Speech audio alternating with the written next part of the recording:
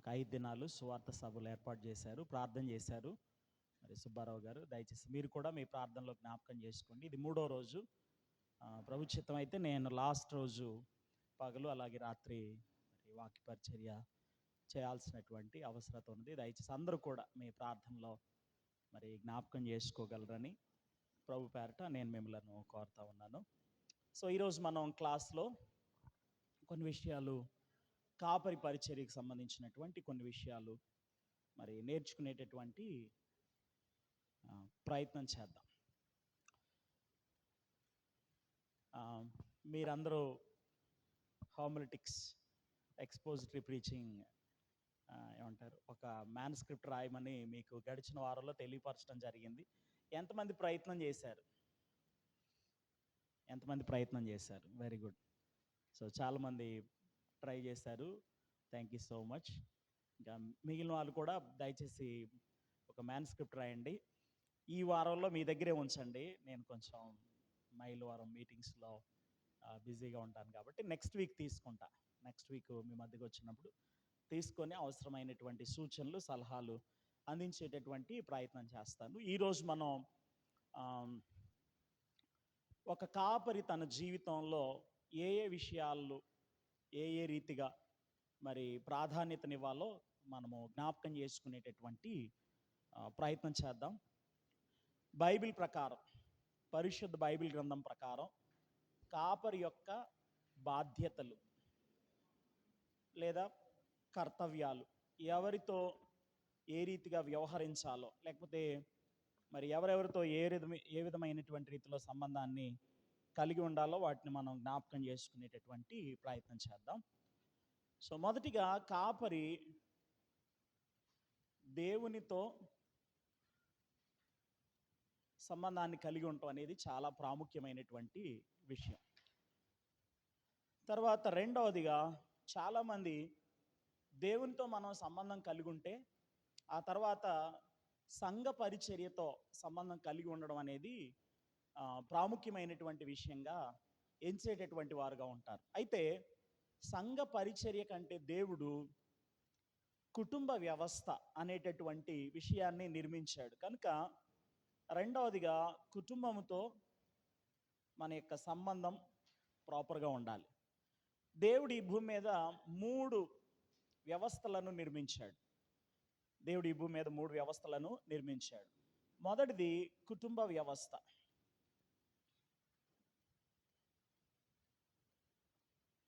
రెండవది మానవ ప్రభుత్వ వ్యవస్థ.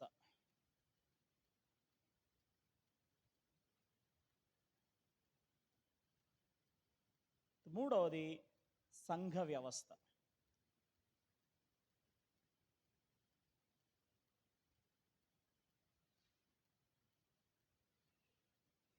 ఆర్డర్లో చూసుకున్న కుటుంబ వ్యవస్థ అనేది మనకి ముందు కనపడుతుంది. సో ఒక కాపరి తన జీవితంలో మొట్టమొదటిగా దేవునితో సరి అయినటువంటి సంబంధాన్ని కలిగి ఉండడం అనేది చాలా ప్రాముఖ్యమైనటువంటి విషయం. రెండవది తన కుటుంబంతో సంబంధం కలిగి ఉండడం అనేది, లేదా కుటుంబానికి ప్రాధాన్యతనివ్వడం అనేది ప్రాముఖ్యమైనటువంటి అంశం. ఎందుకంటే కుటుంబాన్ని సరిగ్గా ఏలేటటువంటి వాడు సంఘాన్ని సరైనటువంటి రీతిలో నడిపించగలడు అనేది వాక్యం మనకు తెలియజేస్తున్నటువంటి సత్యం. కుటుంబాన్ని సరిగ్గా ఏలకపోతే అతడు సంఘాన్ని కూడా సరి అయినటువంటి రీతిలో పరిపాలన చేయలేడు, లేదా సంఘం మీద పై విచారణ చేయలేడు. కనుక కుటుంబమునకు రెండవ ప్రాధాన్యత ఇచ్చేటటువంటి వాడుగా ఉండాలి. ఆ తర్వాత మూడవది సంఘ పరిచర్య. సంఘ పరిచర్యలో జరిగేటటువంటి కార్యక్రమాలు ఏవైతే ఉంటాయో వాటన్నిటి విషయమై కాపరి బాధ్యత కలిగినటువంటి వాడుగా పని చేయవలసినటువంటి అవసరత ఉన్నది. నాలుగవది ఉద్యోగము లేక పని.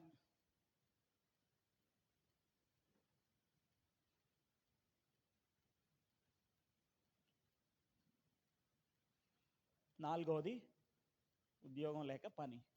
ప్రశ్న ఇక్కడ, కాపరులు ఉద్యోగాలు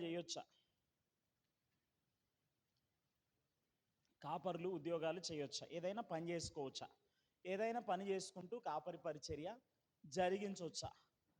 ఓకే, దీని గురించి మనం మాట్లాడుకుందాం. అయితే విస్తారంగా 7వ పుస్తకంలో దీని గురించి జ్ఞాపకం చేసుకుంటాం.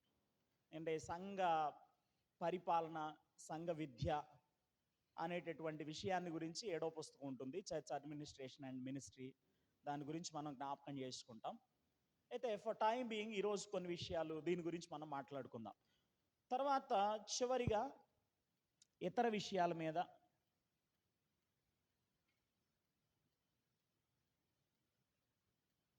దృష్టిని కేంద్రీకరించాలి. ఇది ఆర్డర్.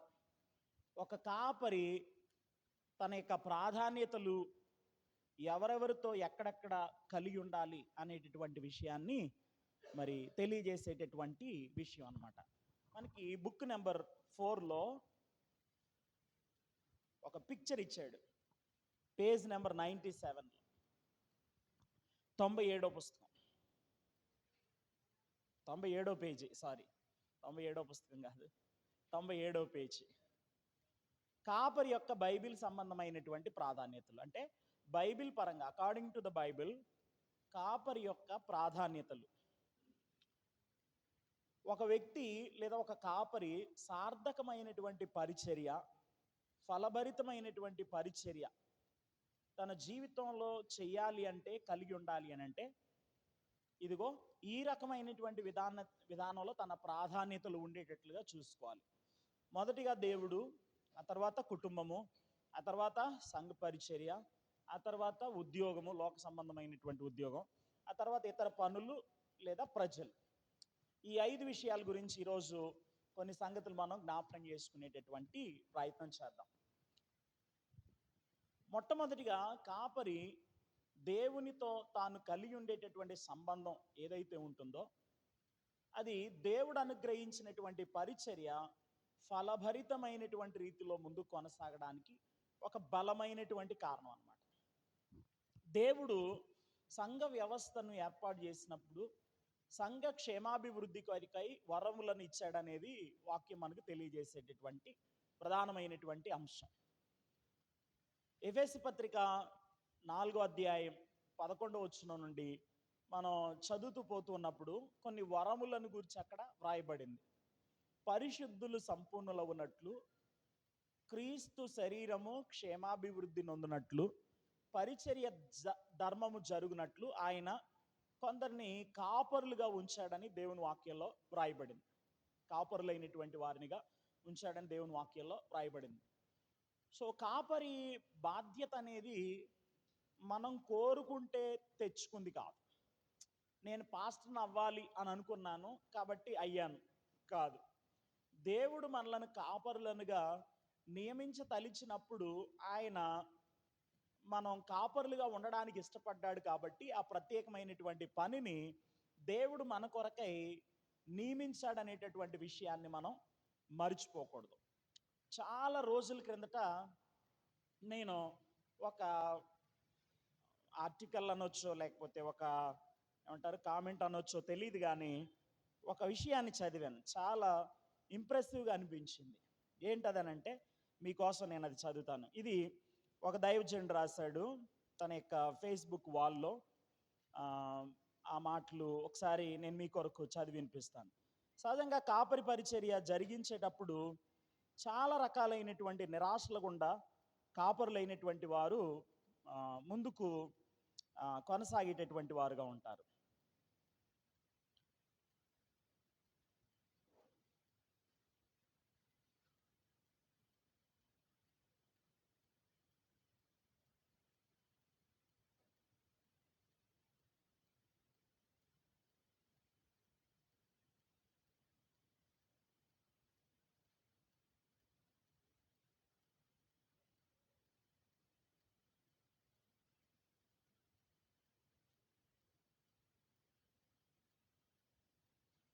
ఒక్క నిమిషం అట్లా నా బేర్ చేయండి. దేవుడు నిన్ను ఒక పని కొరకు పిలిస్తే, నేను ఇది గ్రూప్లో కూడా పెడతాను, మన గ్రూప్లో, తర్వాత మీరు కూడా చదువుకోండి, చాలా బాగుంటుంది. దేవుడు నిన్ను ఒక పని కొరకు పిలిస్తే ఆ పనికి సంబంధించినటువంటి ఆసక్తి, ఇష్టం, తపన నీలో ఉంటాయి. ఆ పనికి అవసరమైనటువంటి సామర్థ్యాన్ని దేవుడు నీకు అనుగ్రహిస్తాడు. ఆ పని చేయాలన్న మంట నీ లోపల రగులుతూ ఉంటుంది. ఆ పని కాకుండా మరొకటి చేయాల్సి వస్తే ప్రాణం పోయినట్టుగా అనిపిస్తుంది. ఆ పని చేయకపోతే నీకు ఏడుపు వస్తుంది, దుఃఖం వస్తుంది. మాటలకు అందనటువంటి దుఃఖం నిన్ను దహించి వేస్తుంది. ఆ పని చేయకుండా నీవు ఉండలేవు. అది కాకుండా మరేం చేయాలో నీకు తోచదు. దేవుడు ఒక వ్యక్తిని ఒక ప్రత్యేకమైనటువంటి పని కొరకై నియమించినప్పుడు ఆ పని విషయమైనటువంటి ఆసక్తి మనం కలిగి ఉండడం అనేది సర్వసాధారణమైనటువంటి అంశం. సో ఇక్కడ నేను చెప్పాలి అని తలంచినటువంటి మాట ఏంటంటే, మనం అనుకున్నాం కాబట్టి కాపరి పరిచర్యలోనికి రాలి. దేవుడు మనలను ఆ పని కొరకై నియమించాడు, ఆ ప్రత్యేకమైనటువంటి సామర్థ్యాన్ని అనుగ్రహించాడు కాబట్టి మనం కాపరి పరిచర్యలో ముందుకు కొనసాగేటటువంటి వారంగా ఉన్నాం, దేవుని ఉద్దేశాలు నెరవేర్చడం కొరకై. అయితే యోగ్యమైన రీతిలో దేవుడు అనుగ్రహించినటువంటి సామర్థ్యం చొప్పున నమ్మకంగా ఈ యొక్క పనిని జరిగించేటటువంటి క్రమంలో కాపరి పరిచర్య ఫలభరితమైనటువంటి రీతిలో ఉండాలి అని అంటే, ఏ దేవుడైతే మనకు ఈ సామర్థ్యాన్ని అనుగ్రహించి కాపరులనుగా దేవుడు మనలను నియమించాడో, ఆ దేవునితో మనం సరి అయినటువంటి సహవాసం కలిగి ఉండకుండా కాపరి పరిచర్యను యోగ్యమైనటువంటి రీతిలో చేయలేం. కాబట్టి కాపరులైనటువంటి వారు అనుదినం అనుక్షణం దేవునితో రైట్ రిలేషన్లో ఉండేటట్లుగా తమ జీవితాన్ని చూసుకోవాల్సినటువంటి అవసరం ఉన్నది. దేవునితో సత్సంబంధం అనేది లేకపోతే గనక మనం చేసేటటువంటి పరిచర్య యోగ్యమైనటువంటిదిగా ఉండదు అనేటటువంటి విషయాన్ని జ్ఞాపకం పెట్టుకోవాల్సినటువంటి అవసరం ఉన్నది. ఇర్మియా గ్రంథం 9వ అధ్యాయం 23-24 వచనాలు మీరు చదివితే ప్రవక్త అయినటువంటి ఇర్మియా ఇలా చెప్తున్నాడు. కొందరు వారి యొక్క జ్ఞానాన్ని బట్టి అతిశయించేవారుగా ఉంటారు, కొందరు వారి యొక్క శౌర్యాన్ని బట్టి అతిశయించేవారుగా ఉంటారు, కొందరు తమ యొక్క ఐశ్వర్యాన్ని బట్టి అతిశయించేటటువంటి వారుగా ఉంటారు. అయితే కాపరికి ఈ మూడు అతిశయ కారణంగా ఉండడానికి వీల్లేదు. జ్ఞానం ఉండొచ్చు, ధనం ఉండొచ్చు, బలం ఉండొచ్చు. అయితే ఇవేవి కూడా మన అతిశయానికి కారణంగా ఉండకూడదు. అతిశయించువాడు దేనిని బట్టి అతిశయించవలెననగా, భూమి మీద కృప చూపుచు నీతి న్యాయములను అనుసరించున్నటువంటి దేవుణ్ణి నేనే అని పరిశీలనగా తెలుసుకొనుటను బట్టి, నీతి న్యాయములను జరిగించు దేవుడను నేనే అని పరిశీలనగా తెలుసుకొనుటను బట్టి మీరు అతిశయించాలి. ఇట్టి వాటిలో నేను ఆనందించువాడినై ఉన్నానని దేవుడు మాట్లాడుతూ వచ్చాడు. జ్ఞానం, బలం, ఐశ్వర్యం, ఈ మూడు కూడా దేవుడు అనుగ్రహించేటటువంటి దానాలే. ఈ మూడు కూడా దేవుడు మనిషికి అనుగ్రహించేటటువంటి దానాలు. సామెతల గ్రంథం 2వ అధ్యాయంలో ఉంటుంది, యెహోవాయే జ్ఞానం ఇచ్చువాడు, తెలివియు వివేచనయు ఆయన నోట నుండి వచ్చును అని దేవుని వాక్యంలో వ్రాయబడింది. భక్తుడైనటువంటి దావీదు దేవుని సన్నిధిలో ప్రార్థన చేస్తూ, ఐశ్వర్యమును గొప్పతనమును నీ వలన కలుగును, పరాక్రమమును బలమును నీ దానములు అని అన్నాడు. సో ఈ మూడు కూడా మనకి దేవుడు అనుగ్రహించాయి, మనం సొంతంగా సంపాదించుకున్నవి కావు. జ్ఞానమైన, బలమైన, ఐశ్వర్యమైన ఈ మూడు కూడా మనకు దేవుని వలన అనుగ్రహించబడినాయి. కనుక దేవుడిచ్చినటువంటి వాటి యందుగాక దేవుని యందు అతిశయించడం అనేది మనకి ప్రధానమైనటువంటి అంశంగా మన జీవితాల్లో ఉండాల్సినటువంటి అవసరత ఉన్నది. కనుక దేవుని యందు అతిశయిస్తూ ఆయనతో సరి అయినటువంటి సంబంధాన్ని మనం కలిగి ఉన్నట్లయితే గనక మనం చేసేటటువంటి పరిచర్య లేదా దేవుడు మనలను ఎందుకొరకైతే పిలిచాడో ఆ పరిచర్య సార్థకమైనటువంటిదిగా ఉంటుంది అని చెప్పడానికి ఏమాత్రం కూడా సందేహం లేదు. సో దేవునితో మనం రైట్ రిలేషన్లో ఉన్నాం అని అనడానికి ఒక 10 గుర్తులు చెప్పాడు. ఈ 10 గుర్తుల్లో ఏ ఒక్కటి మన జీవితంలో సరిగ్గా లేకపోయినా లోపం ఉంది అని చెప్పి అర్థం చేసుకోవాలి. దాన్ని సరి చేసుకునేటటువంటి దాని కొరకై సిద్ధపడాల్సినటువంటి అవసరత ఉన్నది. ఓకేనండి. చాలా విషయాల దగ్గర నేను కూడా సరి చేసుకోవాల్సినటువంటి అవసరతలు ఉన్నాయని చెప్పి స్టడీ చేస్తున్నప్పుడు అర్థమైంది. ఒక్కొక్క వచనాన్ని, ఒక్కొక్క వాక్య భాగాన్ని తీసి చదువుతున్నప్పుడు, ఒక పాయింట్ చదువుతున్నప్పుడు చాలా విషయాలు సరి చేసుకోవాల్సినటువంటి అవసరత ఉందని అర్థమైంది. సో ఇప్పుడు ప్రశ్న ఏంటంటే, దేవునితో నేను రైట్ రిలేషన్లో ఉన్నాను అనడానికి రుజువులు ఏంటి అంటే, మొట్టమొదటి రుజువు ఏంటంటే దేవునితో ప్రార్థనలో మనం సమయం గడుపుతున్నటువంటి పరిస్థితి ఏదైతే ఉంటుందో అది మనం దేవునితో రైట్ రిలేషన్లో ఉన్నాం అనడానికి మొదటి గుర్తు అన్నమాట. అర్థమైందండి? దేవునితో మనం గడిపే ప్రార్థనా సమయం ఏదైతే ఉందో ఆ ప్రార్థనా సమయం మనం దేవునితో రైట్ రిలేషన్లో ఉన్నాం అని అనడానికి ప్రాథమికమైనటువంటి గుర్తు. ప్రార్థనా జీవితాన్ని కాపరులైనటువంటి వారు కలిగి ఉండాలి వారి యొక్క జీవితాల్లో. ఏ విషయాల కోసం ప్రార్థన చేయాలి?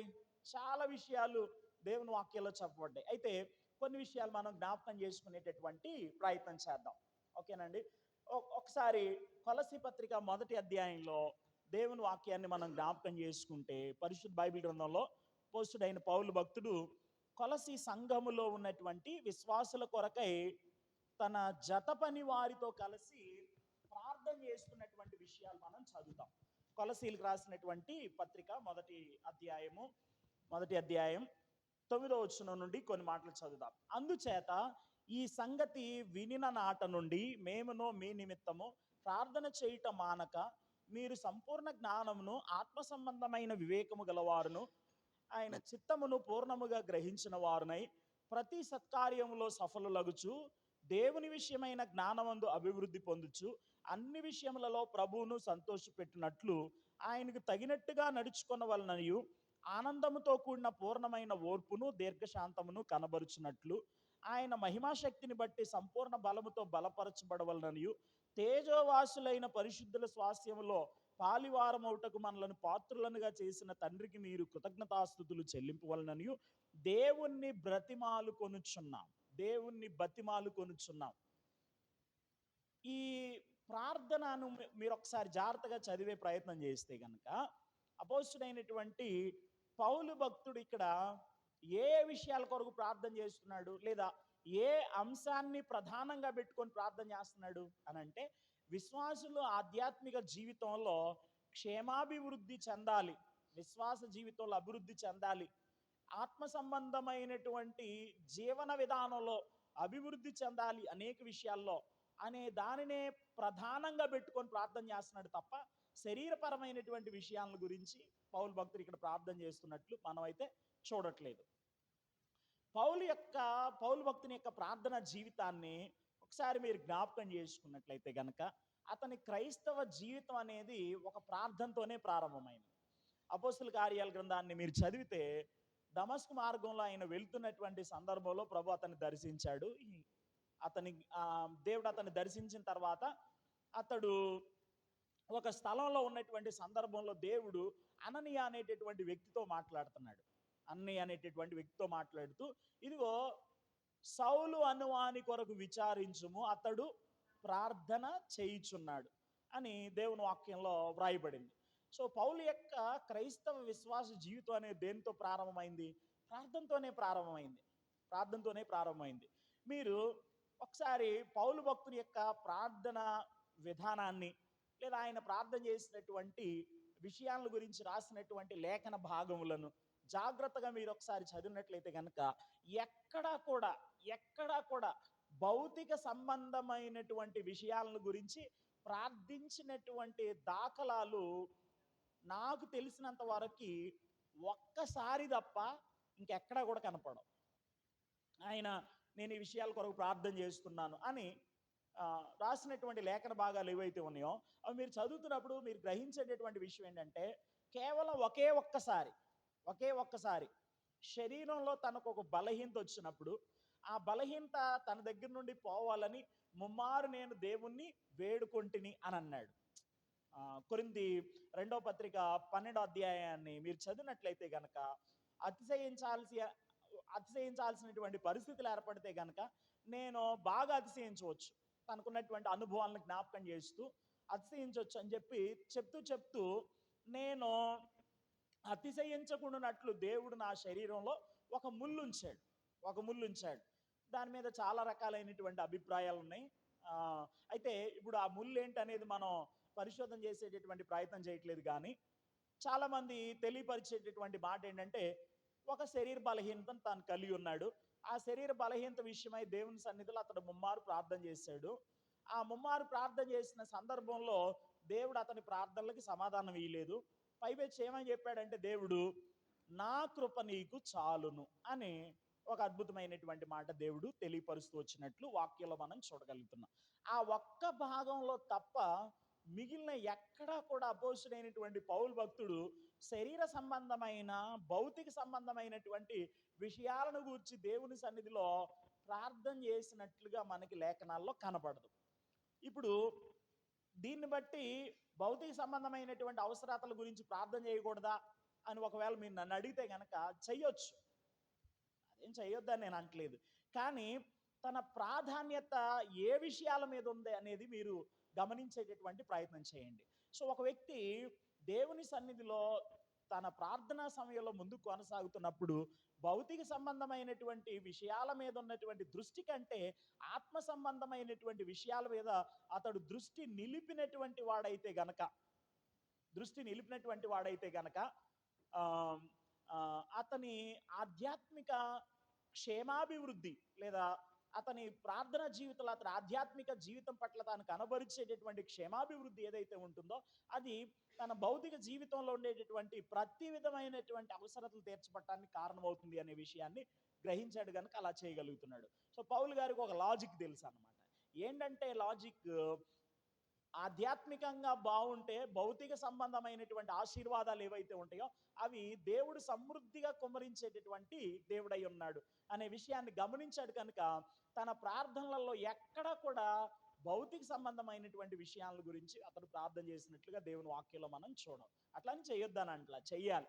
కానీ దేనికి ప్రాధాన్యతనివ్వాలో దానికి ప్రాధాన్యతనివ్వడం అనేది చాలా ప్రాముఖ్యమైనటువంటి అంశంగా మనం జ్ఞాపకం చేసుకోవాల్సినటువంటి అవసరం ఉన్నది. పౌలు భక్తుని యొక్క ప్రార్థన జీవితాన్ని జ్ఞాపకం చేసుకుంటే నా స్టడీలో అతడు 3 విషయాల గురించి అధికంగా ప్రార్థన చేశాడు. 3 ప్రధానమైనటువంటి విషయాల గురించి అధికంగా ప్రార్థన చేశాడు. మొదటిది ఏంటంటే ప్రజల యొక్క రక్షణ కొరకై దేవుని సన్నిధిలో అత్యాసక్తి కలిగి ప్రార్థన చేస్తూ వచ్చాడు. రోమపత్రిక 10వ అధ్యాయం 1వ వచనాన్ని మీరు చదివితే, ఇశ్రాయేలీ రక్షణ పొందవలనన్న హృదయాభిలాషయు వారి విషయమై నేను దేవునికి చేయు ప్రార్థనయు నయ్యున్నవి అని అన్నాడు. సో తాను ఏ స్థలంలో అడుగుపెట్టినా ఆ స్థలంలో ఉన్నటువంటి వారి యొక్క రక్షణ కొరకై, అంత మాత్రమే కాకుండా సొంత ప్రజలు లేదా తన జాతి ప్రజలు ఎవరైతే ఉన్నారో వారి యొక్క రక్షణ కొరకై దేవుని సన్నిధిలో ప్రార్థనా పోరాటం చేసేటటువంటి దైవజనుడు అపోస్తుడైనటువంటి పౌలు భక్తుడు. అది మొదటి విషయం. తర్వాత రెండో విషయం ఏంటంటే విశ్వాసులు ఆధ్యాత్మిక జీవితంలో అభివృద్ధి చెంది యేసుక్రీస్తు ప్రభు యొక్క సారూప్యంలోనికి మార్చబడాలి అనేటటువంటి తాత్పర్యంతో విజ్ఞాపన చేసేవాడు. ఆత్మీయ క్షేమాభివృద్ధి కొరకై ప్రార్థన చేస్తూ ఉండేటటువంటి వాడు. గలతీ పత్రిక 4వ అధ్యాయం 19వ వచనాన్ని మీరు చదివితే అక్కడ ఒక మాట చెప్తాడు పౌలు గారు, నా పిల్లలారా క్రీస్తు స్వరూపము మీ యందు ఏర్పడు వరకు మీ విషయమై నాకు మరలా ప్రసవ వేదన కలుగుతుంది అన్నాడు. ఆ మరల అనేటటువంటి మాట మీరు ఒకసారి జాగ్రత్తగా గమనించేటటువంటి ప్రయత్నం చేయండి. తాను మొదటిసారి స్వార్థ దండయాత్రలో అడుగులు ముందుకు వేస్తున్నటువంటి సమయమందు గలతీయ ప్రాంతాల్లో అంతియోకయ, ఈకోనియా, లుస్త్రా, దెర్బే అనే ప్రాంతాల్లో పరిచర్య చేస్తున్నటువంటి సమయమందు ఆ ప్రాంతంలో ఉన్నటువంటి ప్రజలు రక్షణ అనుభవంలోనికి నడిపించబడటం కొరకై వారి కొరకు ఎంతో విజ్ఞాపన చేశాడు. యెషయా గ్రంథంలో ఒక మాట ఉంటుంది, ఒక జనమును కనుటకు ఒక నాటి ప్రసవ వేదన చాలదు. ఒక్క రోజులోనే ఒక జనం జన్మించేటటువంటి పరిస్థితి ఉండదు. సో ఒక వ్యక్తి రక్షణ అనుభవంలోనికి రావడానికి చాలా పోరాటం చేయాల్సినటువంటి అవసరం ఉండదు. అర్థమైందండి? ఎప్పుడు పేతురులాగా ఒక ప్రసంగం చేస్తే 3000 మంది రక్షణ అనుభవంలోనికి వచ్చేటటువంటి పరిస్థితి ఉండదు. పరిచర్యలో కొన్నిసార్లు ఎలా ఉంటుంది అంటే కొన్నిసార్లు వేగంగా దేవుడు కార్యాలు చేయడం అనేది గమనిస్తూ ఉంటాం. అంటే వాక్యం చెప్పి మనం పరిచర్య చేస్తున్నటువంటి సందర్భాలు దాని యొక్క ఫలితాలు వెంటనే చూసేటటువంటి పరిస్థితి ఉంటుంది. కొన్ని సందర్భాల్లో ఎలా ఉంటుందంటే ఏళ్ల తరబడి పరిచర్య చేసినా కానీ ప్రజలు రక్షణ అనుభవంలోనికి నడిపించబడరు. దేవుని కార్యాలు అనేవి అంత తొందరగా జరిగినట్టుగా మనకి కనపడదు. మీకు అర్థం కావడానికి ఒక ఉదాహరణ చెప్తాను. మన భారతదేశానికి విలియం కేరీ గారు పరిచర్య చేయడానికి వచ్చిన తర్వాత ఒక ఆయన రక్షణ పొందటానికి 6.5 సంవత్సరాలు ప్రయాసపడ్డారు. 6.5 సంవత్సరాలు సామాన్యమైనటువంటి విషయం కాదు.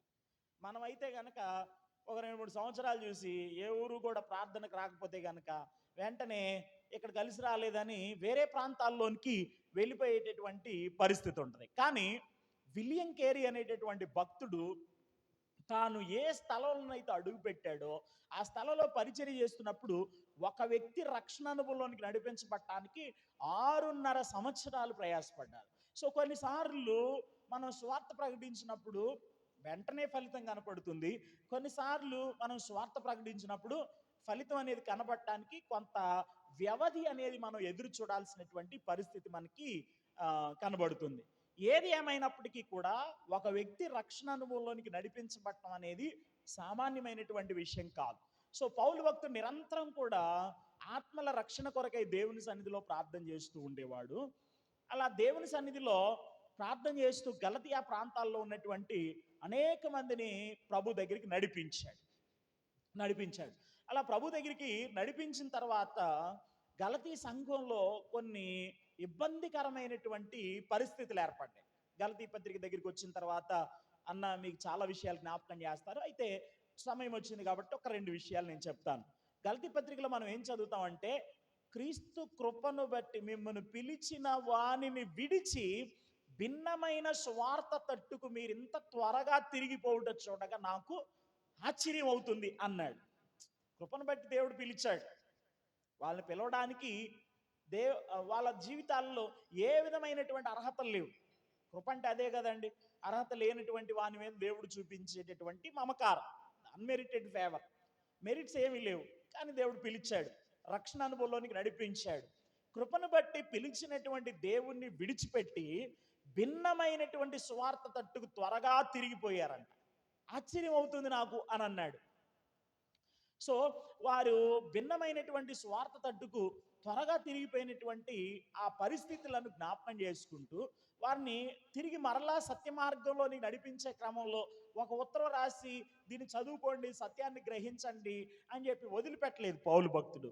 వారు యేసుక్రీస్తు ప్రభు యొక్క సారూప్యంలోనికి మార్చబడటం కొరకై ప్రసవ వేదనతో కూడినటువంటి విజ్ఞాపన వారి కొరకై చేస్తున్నట్లు దేవుని వాక్యంలో మనం చూడగలుగుతున్నాం. అందుకే చెప్తున్నాడు, క్రీస్తు స్వరూపం మీ యందు ఏర్పడు వరకు మీ విషయమై మరలా నాకు ప్రసవ వేదన కలుగుచున్నది అని మాట్లాడుతూ వచ్చినట్లు వాక్యాన్ని చదువుతున్నప్పుడు మనకి అర్థమవుతుంది. ఒక భక్తుడు ఇలా అంటాడు, the letter of Galatians is a flashing sword wielded by A burning heart అని అంటాడు. అంటే అర్థం ఏంటంటే, మండుచున్న హృదయం నుండి వెలువడిన మెరియుచున్న ఆత్మ ఖడ్గం అన్నాడు. హృదయం మండింది. ఎందుకని? వ్యక్తిగత ఆధ్యాత్మిక జీవితంలో వాళ్ళకి ఏమి లేకుండా పోయిందంటే శ్రద్ధ లేకుండా పోయింది. అందుకనే అతని హృదయం మండింది. గలతీ పత్రిక ఆత్మావేశం చేత నింపబడినటువంటి వాడే రాస్తున్నటువంటి సమయమందు ఒక కఠినమైనటువంటి మాట ఉపయోగించాడు. ఏంటి అదనంటే, మేమైనను పరలోకము నుండి వచ్చినటువంటి వేరొక దూత అయినను ఈ సువార్తకు భిన్నంగా ఏదైనా ప్రకటించినట్లయితే గనక శాపగ్రస్తుడవునుగాక అని చాలా కఠినమైనటువంటి మాట ఉపయోగించి వచ్చినట్లు వాక్యంలో మనం చూడగలుగుతున్నాం. సో ఈ భాగాలన్నింటినీ కూడా మనం చూసినప్పుడు మనకు అర్థమయ్యేటటువంటి విషయం ఏంటంటే, అపోస్తుడైన పౌలు భక్తుడు రెండవగా ప్రార్థించినటువంటి అంశం దేని కొరకై ప్రార్థించాడు అని అంటే, విశ్వాసుల యొక్క ఆధ్యాత్మిక క్షేమాభివృద్ధి కొరకై ప్రార్థన చేశాడు. సో విశ్వాసుల క్షేమాభివృద్ధి కొరకై ప్రార్థన చేసినటువంటి వ్యక్తిగా ఉన్నటువంటి వాడిగా పౌలు భక్తుడు మనకు కనపడుతున్నాడు కనుక, వారి క్షేమాన్ని గురించి ఆలోచన చేస్తున్నప్పుడు డెఫినెట్గా తన ఆత్మీయ జీవితం కూడా దేవుని ఎదుట సరి అయినటువంటి రీతిలో ఉండాలి అనేటటువంటి తాత్పర్యంతో బ్రతికినటువంటి వాడని ఇట్టే మనకి అర్థమైపోతుంది. అది రెండవది. తర్వాత పౌలు భక్తుడు ప్రార్థించినటువంటి మూడో అంశం ఏంటంటే, సంఘము అబద్ధ బోధల్లోనికి వెళ్లకుండా దేవుని సన్నిధిలో ప్రార్థన చేస్తూ ఉండేటటువంటి వాడు కదండి. అపోస్తుల కార్యాల గ్రంథం 20వ అధ్యాయము 29వ వచనం నుండి మీరు చదివితే, నేను వెళ్ళిపోయిన తర్వాత క్రూరమైన తోడేళ్లు మీలో ప్రవేశించిన నాకు తెలియను, వారు మందను కనికరింపరు, శిష్యులను తమ వెంట ఈడ్చుకొని పోవాలని వంకర మాటలు పలికే మనుషులు మీలోనే బయలుదేరతారు కనుక నేను మీ మధ్య ఉన్నటువంటి సందర్భంలో 3 సంవత్సరాలు రేయింబవళ్ళు కన్నీళ్లు విడుచుచు ప్రతి మనుషునికి మానక బుద్ధి చెప్పితనని మీరు జ్ఞాపకం చేసుకొని మెలకుగా ఉండండి అని అన్నాడు. అబద్ధ బోధలు నేటి దినాల్లో చాలా భయంకరమైనటువంటి రీతిలో పుట్టుకొస్తున్నటువంటి సందర్భంలో రక్షణ పొందినటువంటి దేవుని పిల్లలంగా అంతకంటే ముఖ్యంగా కాపరి పరిచర్య అనేటటువంటి ఒక గొప్ప బాధ్యతను పొందినటువంటి దేవుని సేవకులంగా మనం చేయాల్సినటువంటి ప్రార్థన ఏంటో తెలుసా? సంఘము అబద్ధ బోధల్లోనికి వెళ్లకుండా ఖాయమని దేవుని సన్నిధిలో ప్రార్థించేటటువంటి బాధ్యత మన మీద ఉంది అనేటటువంటి విషయాన్ని మనం మర్చిపోకూడదు. సో ఒక కాపరి తాను దేవునితో రైట్ రిలేషన్లో ఉన్నాడు అని అనడానికి ప్రాముఖ్యమైన మొట్టమొదటి రుజువు ఏంటంటే తన సమయం దేవుని సన్నిధిలో ప్రార్థనలో గడుపుతున్నటువంటి కారణాన్ని బట్టి అతడు దేవునితో రైట్ రిలేషన్లో ఉన్నాడని మనకి అర్థమయ్యేటటువంటి పరిస్థితి ఉంది. ఇంకా మిగిలినటువంటి వచనాలు మీరు చదువుకోండి. యాకోబు పత్రిక 5వ అధ్యాయం 16వ వచనంలో వ్రాయబడినటువంటి మాట, మీరు స్వస్థత నొందినట్లు ఒకని కొరకు ఒకడు ప్రార్థన చేయుడి, నీతిమంతుని విజ్ఞాపన మనపూర్వకమైనదై బహుబలము గలిదై ఉండునని చెప్పి జ్ఞాపకం చేసేటటువంటి క్రమంలో ఏలియాను గురించినటువంటి ప్రస్తావన యాకోబు తన పత్రికలో చేసినట్లు వాక్యంలో మనం చూడగలుగుతున్నాం. సో ప్రార్థన జీవితం అనేది ఒక కాపర్ని అద్భుతమైనటువంటి రీతిలో ఏం చేస్తుందంటే సిద్ధపరుస్తుంది అనమాట. కింద ఒక అద్భుతమైనటువంటి మాట చెప్పాడు, ప్రార్థన కాపరిని ప్రసంగ వేదిక కొరకు ఏం చేస్తుందంట? సిద్ధపరుస్తుంది అనమాట. కనుక వ్యక్తిగత ప్రార్థన జీవితం అనేది చాలా ప్రాముఖ్యం. నేటి దినాల్లో అందరం చెప్పను కానీ చాలామంది కాపరులు వివిధ రకాలైనటువంటి వ్యాపకాల్లో మునిగి తేలుతూ ప్రార్థన జీవితం పట్ల ఏమి లేని వారుగా ఉన్నారు, శ్రద్ధ లేనటువంటి వారుగా కనబడుతున్నారు. ఆ వేదిక మీదకి ఎక్కడం, నచ్చినవేవో 4 మాటలు చెప్పడం, ఇంకా పని అయిపోయింది అనేటటువంటి ఉద్దేశంతో వారి యొక్క పనిని ముగించేసి అలా తన జీవనాన్ని కొనసాగించేటటువంటి వారుగా ఉన్నారు. కాపరి పరిచర్య అనేది ఒక భారభరితమైనటువంటి పరిచర్యగా ఎంపిక చేసుకోవడం కంటే అదొక జీవనోపాధిగా మలుచుకునేటటువంటి వారు నేటి దినాల్లో ఎక్కువైపోయినటువంటి పరిస్థితి మనకి కనబడుతుంది. జాగ్రత్తగా జ్ఞాపకం పెట్టుకోండి, అందరూ అని అంటలా, నేను కొందరిని గురించి మాట్లాడుతున్నాను. సో దేవునితో మనం సరి అయినటువంటి సంబంధంలో ఉన్నామనడానికి మొట్టమొదటి రుజువు ఏంటి అని అంటే దేవుని సన్నిధిలో ప్రార్థనా జీవితాన్ని గడుపుతున్నటువంటి పరిస్థితి. అర్థమైందండి? మనం దేవుని మీద ఆధారపడాలి. విశ్వాసుల ఆధ్యాత్మిక క్షేమాభివృద్ధి కొరకై దేవుని సన్నిధిలో ప్రార్థించేటటువంటి అనుభవం అనేది చాలా ప్రాముఖ్యమైనటువంటి అంశం. చాలా సంవత్సరాల కిందట ఒక కుటుంబ ప్రార్థన జరుగుతూ ఉంటే మా నాన్నగారు వాక్యం చెబుతూ ఉన్నారు. ఆయన దేవుని కృపను బట్టి కాపరి పరిచర్య కోసం పిలువబడి ఆయన బ్రతికున్న దినాల్లో చాలా మంచి పరిచర్య చేశారు. ఆ రోజు చాలా చిన్న వయసులో ఉన్నా, నేను చాలా చిన్న వయసులో ఉన్నా. ఆ రోజు యోహాను సువార్త 10వ అధ్యాయం ఆధారంగా చేసుకొని నిజమైనటువంటి కాపరికి ఉండే లక్షణాల గురించి మాట్లాడేటటువంటి క్రమంలో ఆయనకున్నటువంటి ఒక అనుభవాన్ని చెప్పాడు అనమాట. ఏంటి అనంటే సంఘములో ఉన్న ప్రతి విశ్వాసి వారి కుటుంబాల్లో ఉన్నటువంటి వ్యక్తుల యొక్క పేర్లెత్తి వారి యొక్క అవసరాలు, ఆధ్యాత్మికమైనవైనా భౌతికమైనవైనా, వారి యొక్క అవసరాలు ఎత్తి దేవుని సన్నిధిలో ప్రార్థన చేయడం కొరకు, ఇది నాకు తెలిసినంత వరకు, నాకు జ్ఞాపకం ఉన్నంత వరకు 95వ సంవత్సరం అనుకుంటున్నాను. 95వ సంవత్సరంలో అప్పుడు నేను 8 సంవత్సరాలు 9 సంవత్సరాల వయసులో ఉన్నాను. బాగా జ్ఞాపకం ఉంది. చిన్న వయసులో చెప్పినటువంటి మాట అంటే నా మనసులో అట్లా నాటుకుపోయింది అనమాట. ఆయన చెప్పినటువంటి విషయం ఏంటయ్యా అంటే, కేవలం సంఘంలో ఉన్నటువంటి కుటుంబాలు ఎవరైతే ఉంటారో వాళ్ళ కొరకు దేవుని సన్నిధిలో ప్రతి కుటుంబంలో ఉన్నటువంటి వ్యక్తులను పేరెత్తి వారి అవసరతల గురించి ప్రార్థన చేయడానికి నాకు 8 గంటల సమయం పట్టింది అన్నాడు. ఒక్కసారి 8 గంటల సమయం పట్టింది అన్నాడు. 8 గంటలు ఏం ప్రార్థన చేస్తారు అని అనుకున్నా. చిన్న వయసు కదా, తెలియదు. చిన్నప్పటి నుండి సేవకుని కుటుంబంలో పెరిగాం కాబట్టి కొన్ని విషయాలు అలా గుర్తుండేటటువంటి పరిస్థితి. నేను అనుకునేవాడిని, అసలు 8 గంటలు ఏం ప్రార్థన చేస్తారు?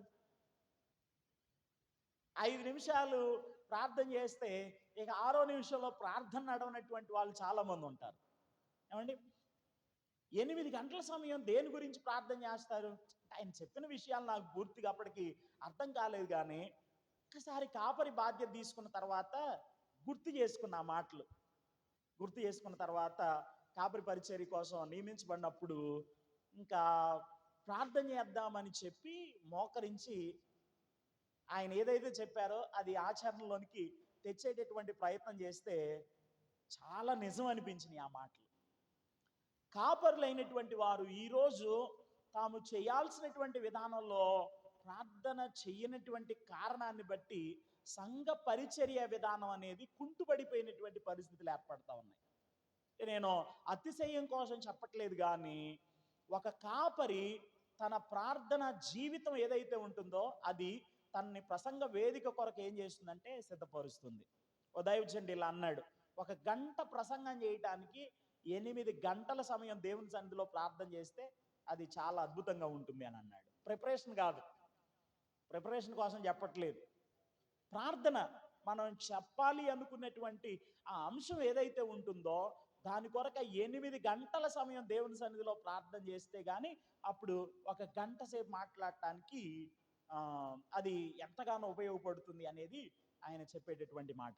సో ఈ మొదటి విషయం ఏంటి అంటే, మనం దేవునితో సరి అయినటువంటి సంబంధంలో ఉండటానికి అనడానికి మొదటి గుర్తు ఏంటి అని అంటే మన వ్యక్తిగత ప్రార్థన జీవితమే మొదటి గుర్తు అన్నమాట. అది మొదటి విషయం. తర్వాత రెండోది ఏంటనంటే, పరిశుద్ధంగాను పవిత్రముగాను ఉండుటకు శ్రమపడినప్పుడు మరియు సమగ్రతను కాపాడినప్పుడు. వ్యక్తిగత పరిశుద్ధత అనేది రెండో ప్రధానమైనటువంటి అంశం. దేవునితో మనం సత్సంబంధంలో ఉండడానికి ఉన్నామనడానికి రెండో రుజువు ఏంటి అని అంటే పరిశుద్ధ జీవితం. వ్యక్తిగత పరిశుద్ధత కోసం ఈరోజు ఆరాటపడే వాళ్ళు ఎంతమంది అండి కదా? వ్యక్తిగత పరిశుద్ధ జీవితం కొరకై ఆరాటపడేటటువంటి వాళ్ళు ఎంతమంది? తిమోతికి రాసినటువంటి 2వ పత్రిక 2వ అధ్యాయంలో ఒక భాగాన్ని చదువుదాం చూడండి. తిమోతికి రాసినటువంటి 2వ పత్రిక 2వ అధ్యాయము 2వ అధ్యాయం 19వ వచనం నుండి కొన్ని మాటలు నేను చదువుతాను, దయచేసి గమనించండి. అయినను దేవుని యొక్క స్థిరమైన పునాది నిలకడగా ఉన్నది, ప్రభు తన వారిని ఎరుగును అన్నదియు, ప్రభు నామమును ఒప్పుకొని ప్రతివాడును దుర్నీతి నుండి తొలగిపోవాలను అనున్నది దానికి ముద్రగా ఉన్నది. ప్రభు నామమును ఒప్పుకునే ప్రతివాడు కదండి, మంచి ఒప్పుకోలు నీవు ఒప్పుకున్నావు అన్నాడు పౌలు గారు తిమోతితో మాట్లాడుతూ. 6వ అధ్యాయం మొదటి పత్రిక 6వ అధ్యాయము 11వ వచనం నుండి ఒకసారి చదవండి. తిమోతి మొదటి పత్రిక 6వ అధ్యాయం 11వ వచనం నుండి. దైవజనుడా, నీవైతే వీటిని విసర్జించి నీతిని, భక్తిని, విశ్వాసమును, ప్రేమను, ఓర్పును, సాత్వికమును సంపాదించుకుంటకు ప్రయాసపడుము. విశ్వాస సంబంధమైన మంచి పోరాడుము. నిత్య జీవమును చేపట్టుము. దానిని పొందుటకు నీవు పిలువబడి అనేక సాక్షుల ఎదుట మంచి ఒప్పుకోలు, ఎ గుడ్ కన్ఫెషన్, మంచి ఒప్పుకోలు నీవు ఒప్పుకొంటివి. నిత్య జీవం పొందడం కొరకైనటువంటి ఒప్పుకోలు అన్నమాట. సో ప్రభు యొక్క నామాన్ని ఒప్పుకునే ప్రతివాడు దుర్నీతి నుండి తొలగిపోవలెను. ఎందుకంటే సకల దుర్నీతి ఏమని చెప్పబడింది? పాపమని చెప్పబడింది. సకల దుర్నీతి పాపమని చెప్పబడింది దేవుని వాక్యంలో. కనుక ప్రభు నామాన్ని ఒప్పుకునే ప్రతి వ్యక్తి కూడా దుర్నీతి, చెడ్డ నీతి, దుర్నీతి నుండి తొలగిపోవలెను అన్నది దానికి ముద్రగా ఉన్నది. తరువాత గొప్ప ఇంటిలో వెండి పాత్రలు, బంగారు పాత్రలు మాత్రమే కాక కర్రవియు, మంటివియు కూడా ఉండును. వాటిలో కొన్ని ఘనతకును కొన్ని ఘనహీనతకును వినియోగింపబడును. ఎవడైనను వీటిలో చేరక తన్ను తాను పవిత్రపరుచుకుని ఎడ్లా వాడు పరిశుద్ధపరచబడి యజమానుడు వాడుకొనుటకు అర్హమై ప్రతి సత్కార్యమునకు సిద్ధపరచబడి ఘనత నిమిత్తమైనటువంటి పాత్రయై ఉండును. యజమానుడు వాడుకొనుటకు అర్హమైనటువంటి రీతిలో ప్రభు మనల్ని ఉపయోగించుకోవాలి కదండి. ప్రభు మన యజమానుడై ఉన్నాడు కదా. యేసు ప్రభు అని నీ నోటితో ఒప్పుకొని నీ హృదయమందు నీవు విశ్వసించిన ఎడల నీవు రక్షింపబడుతావని రోమపత్రిక 10వ అధ్యాయంలో రాయబడింది. యేసు ప్రభు అని. పాత నిబంధనలో దేవునికి ఉన్నటువంటి పేరు యాహ్వే, యెహోవా. దేవుని ప్రజలైనటువంటి వాళ్ళు, ప్రభువా నిన్ను పేరుతో ఏం పిలిచాం మేము? దేవుని నామానికి వాళ్ళు ఎంతో భయపడేటటువంటి వాళ్ళు. కనుక వారు దేవుణ్ణి పేరు పెట్టి పిలవకుండా ఏమని పిలుచుకున్నారు అంటే అడోనాయ్ అని పిలుచుకున్నారు. అడోనాయ్ అనే మాటకు అర్థం ఏంటంటే ప్రభు. మరో మాటలో చెప్పాలి అంటే వాడుక భాషలో, లేకపోతే మన భాషలో అర్థం చేసుకోవాలి అంటే దాన్ని అనువాదం చేసుకుంటే కనుక యజమానుడు మన మీద అధికారి అయి ఉండగా యజమానుడు వాడుకొనుటకు అర్హమైన ప్రతి సత్కార్యమునకు సిద్ధపరచబడి ఘనత నిమిత్తమైనటువంటి పాత్రలుగా ఉండేటటువంటి వారంగా ఉండాలి. ఇది ఎప్పుడు జరుగుతుంది అంటే వ్యక్తిగత పరిశుద్ధత కొరకైనటువంటి ఆరాటాన్ని మనం కలిగి ఉన్నప్పుడు. తర్వాత క్రింది వచనంలో, నీవు యవనేచ్ఛల నుండి పారిపోము, పవిత్ర హృదయులై ప్రభునకు ప్రార్థన చేయి వారితో కూడా నీతిని, విశ్వాసమును, ప్రేమను, సమాధానమును వెంటాడుము అని అన్నాడు. వెంటాడుము అన్నాడు. సో మన వ్యక్తిగత పరిశుద్ధత అనేది ఏదైతే ఉంటుందో, ఈ పరిశుద్ధత మన పరిచర్యను ఒక అద్భుతమైనటువంటి రీతిలో నిలబెట్టేదన్నమాట. పరిచర్యను ఒక అద్భుతమైన రీతిలో నిలబెట్టేది. నీ మాదిరికరమైనటువంటి జీవితం ఏదైతే ఉంటుందో అది నీ పరిచర్యకు ఒక అద్భుతమైనటువంటి పునాది లాంటిది అనమాట. నీవే సరిగ్గా లేకపోతే ఇంక నువ్వు ఎవరికి బోధించేటటువంటి పరిస్థితి ఉంటుంది. మత్తయి సువార్త 23వ అధ్యాయంలో చెప్పబడినటువంటి మాట ప్రకారం వారు చెప్పుదురే గాని చెయ్యరు. వారు చెప్పుదురే గాని చేయరు. ఈరోజు చాలా మంది చెప్పడానికి అలవాటు పడిపోయారు, కానీ ప్రాక్టీస్ అనేటటువంటి మాట దగ్గరికి వచ్చేసరికి, లేదా అభ్యాసం అనేటటువంటి మాట దగ్గరికి వచ్చేసరికి పరిశుద్ధ జీవితాన్ని అభ్యసించేటటువంటి వారు చాలా కొద్ది మంది లోకంలో మనకి కనబడేటటువంటి వారుగా ఉంటారు. అలా తమ పరిశుద్ధతను, పవిత్రతను కాపాడుకునేటటువంటి వారు ఎవరైతే ఉంటారో వారు దేవునితో రైట్ రిలేషన్లో ఉన్నటువంటి వారు అని మనం చెప్పుకోవాల్సినటువంటి అవసరం ఉన్నది. వ్యక్తిగత పరిశుద్ధ జీవితం పట్ల శ్రద్ధ అనేది లేకపోతే గనక, కొరింథీ 2వ పత్రిక 7వ అధ్యాయం 1వ వచనాన్ని మీరు చదివినట్లయితే గనక, పరిశుద్ధతను సంపూర్తి చేసుకొనుచు అనే ఒక మాట మీకు కనబడుతుంది. పరిశుద్ధతను సంపూర్తి చేసుకు, దేవుని అందలి భయంతో పరిశుద్ధతను సంపూర్తి చేసుకొనుచు అనే ఒక మాట ఉంటుంది అక్కడ. ఒకసారి మీరు కొరింథీ 2వ పత్రిక 7వ అధ్యాయము 1వ వచనం, ప్రియులారా మనకి ఈ వాగ్దానములు ఉన్నవి కనుక దేవుని భయముతో పరిశుద్ధతను సంపూర్తి చేసుకొనుచు శరీరమునకును ఆత్మకును కలిగిన సమస్త కల్మషము నుండి మనలను పవిత్రులనుగా చేసుకొందము. శరీరమునకును ఆత్మకును కలిగిన సమస్త కల్మషము నుండి పవిత్రంగా చేసుకోవడం అనేది చాలా ప్రాముఖ్యమైనటువంటి అంశం. సో వ్యక్తిగత పరిశుద్ధ జీవితం కొరకైనటువంటి ఆరాటం అనేది ప్రతి కాపరి కలిగి ఉండాల్సినటువంటి అవసరం ఉన్నది. అది లేనప్పుడు ఫలవంతమైనటువంటి పరిచర్య ఆశించేటటువంటి హక్కు మనకి లేదనే విషయాన్ని జ్ఞాపకం చేసుకోవాల్సినటువంటి అవసరం ఉన్నది. ఇది రెండవ విషయం. దేవునితో మనం రైట్ రిలేషన్లో ఉన్నామనడానికి రెండవ ప్రధానమైనటువంటి కారణం. తర్వాత మూడవది, పరిశుద్ధాత్మ చేత నింపబడి నడిచినప్పుడు. ఎఫెసీ పత్రిక 5వ అధ్యాయం 18వ వచనంలో ఆత్మపూర్ణులై ఉండండి అని దేవుని వాక్యంలో రాయబడింది. ఆత్మపూర్ణులై ఉండుడి, మద్యముతో మత్తులై ఉండకుడి, ఆత్మపూర్ణులై ఉండండి అని పరిశుద్ధ బైబిల్ గ్రంథంలో రాయబడింది. మద్యంతో మత్తుడైనటువంటి వ్యక్తి తన జీవితంలో దాని చేత నడిపించబడేటటువంటి వాడుగా ఉంటాడు, దాని యొక్క స్వాధీనంలో ఉండేటటువంటి వాడుగా ఉంటాడు. మీరు సిద్ధాంత అవలోకనం అనే పుస్తకానికి వచ్చిన తర్వాత 5వ పుస్తకంలో న్యూమటాలజీ అనేటటువంటి ఒక సబ్జెక్ట్ చదువుతారు. పరిశుద్ధాత్మ శాస్త్రం అనేటటువంటి ఒక సబ్జెక్ట్ని మీరు చదువుతారు.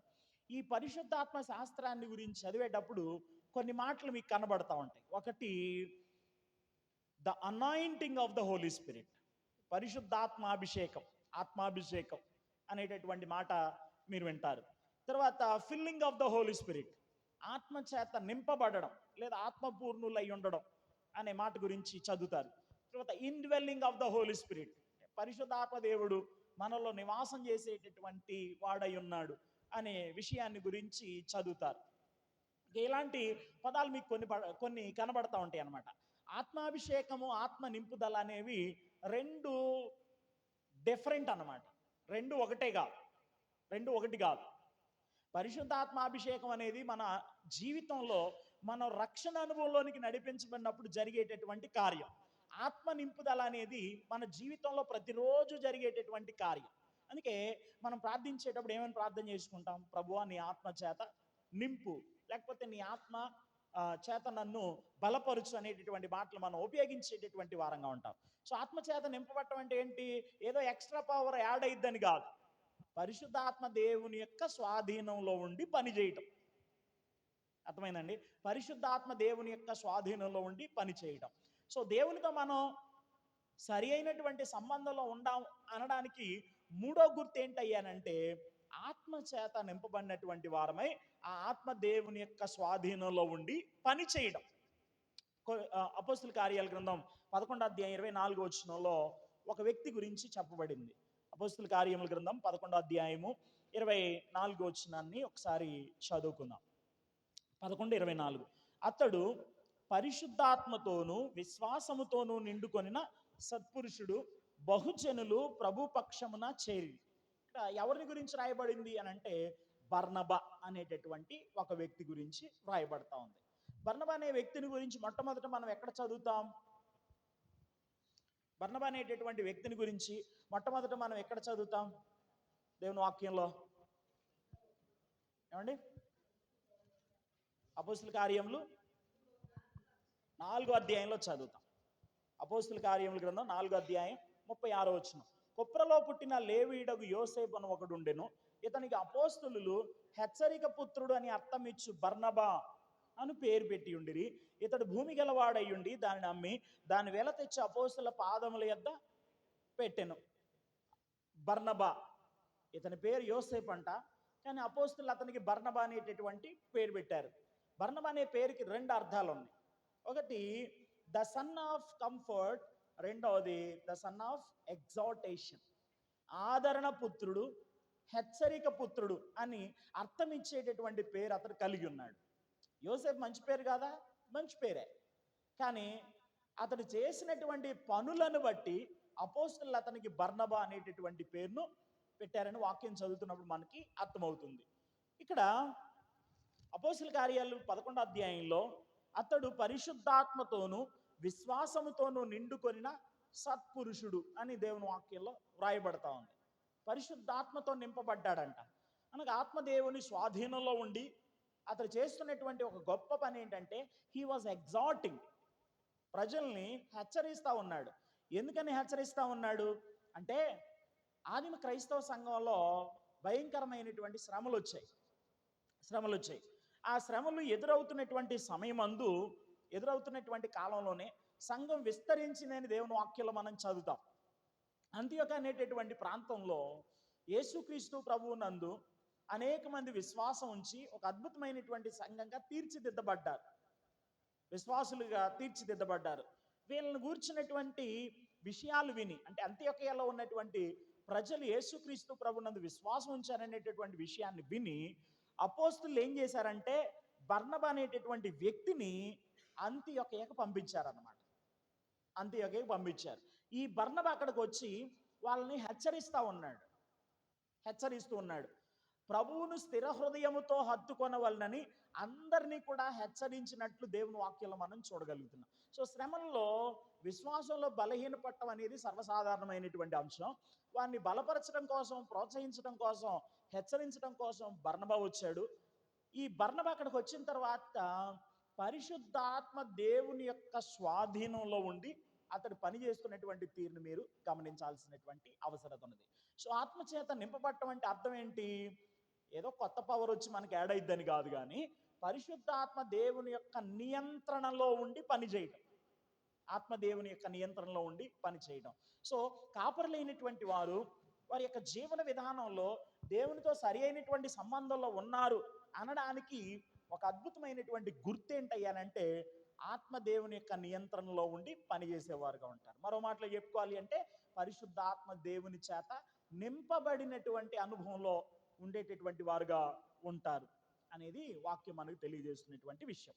తర్వాత 4వది, దేవుని వాక్యముతో పూర్ణముగా నింపబడి తనను తాను పోషించుకున్నప్పుడు